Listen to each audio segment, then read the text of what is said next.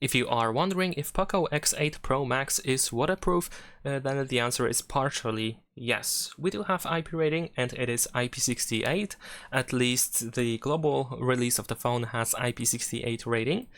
And this means that the phone, at least in theory, is immersible up to 2 meters for 30 minutes, at least according to Xiaomi's website.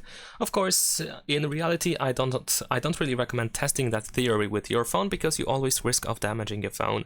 And apparently, in some regions or countries, POCO X8 Pro Max has higher IP rating or a different IP rating, and that is IP69K. Unfortunately, I couldn't find any official list of countries or regions where IP69K is there for POCO X8 Pro Max. So safe to say that IP68 is the official IP rating, and maybe in your case, in your country, it is also IP69K. But if you live, for example, in Europe, then most likely the answer is just the IP68 rating. And that's pretty much it. Leave a like and subscribe.